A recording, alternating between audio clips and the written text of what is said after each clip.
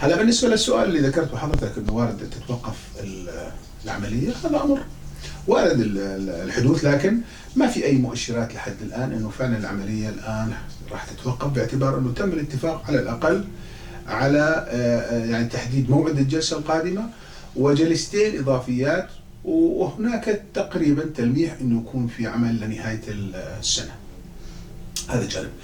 الجانب الآخر بخصوص يعني خطوة مقابل خطوة، الحقيقة يعني هذا الأمر متوقف والدول اللي طلبت، يعني مجموعة الدول المعنية أو المؤثرة في الملف السوري طلبت من السيد الدكتور إنه تحديد بالضبط ماهية الخطوة بخطوة، برنامج مخطط هيكل بمسألة الخطوة بخطوة. ما بصير إنه يجي نطرح عملية بهذا الحجم بدون ما يكون في لها مخطط، يكون في لها برنامج، يكون لها في هيكل، يتم تحديد مفهوم الخطوة، شو هي الخطوة، ما هي الخطوة. هذا جانب. جانب أيضا بذات السياق بجانب الخطوة بخطوة، الحقيقة قوى الثورة والمعارضة ما عندها شيء تقدمه بالنسبة لخطوة بخطوة، باعتبار أنه يعني باعتبار أنه النظام يعني بيعاني من مجموعة من الأمور على رأسها العقوبات. فمش المعارضة وقوى الثورة اللي فرض العقوبات، اللي مفروض أو الجهة اللي قامت بفرض العقوبات هي دول معروفة، الولايات المتحدة الأمريكية والاتحاد الأوروبي وكذا.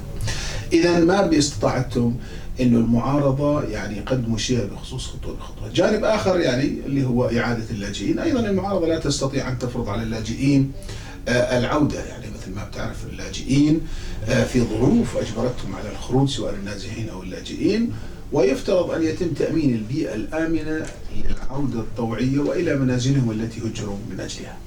في حال إقامة منطقة آمنة في تركيا في الشمال السوري يعني تحت يعني غطاء تركي لا يحل المشكلة. الحقيقة المشكلة أكبر وأعقد من هذا. هناك جهات دولية وجهات إقليمية متدخلة في النزاع السوري، ويفترض أن تتوافق على شكل وماهية هذه المنطقة الآمنة، يعني حتى يتم يعني الحديث عنها بما يخص كامل الشعب السوري.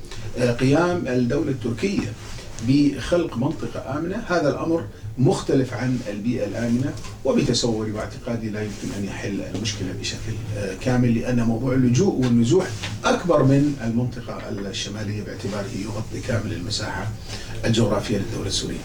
إذا كان في هناك يعني عدالة انتقالية، أو إذا سيتم الحديث عن العدالة الانتقالية، العدالة الانتقالية تقوم على أمرين. الأمر الأول محاسبة المجرمين أو الذين قاموا بالانتهاكات، وتعويض المتضررين. الناس المتضررة من ضمنها الفصائل الموجودة، الجيش اللي موجود سواء بالمنطقة الشرقية أو بالمنطقة الشمالية، هؤلاء يعني من المفروض ضمهم إلى الجيش أو إعادة تشكيل الجيش استنادا لأسس أخرى.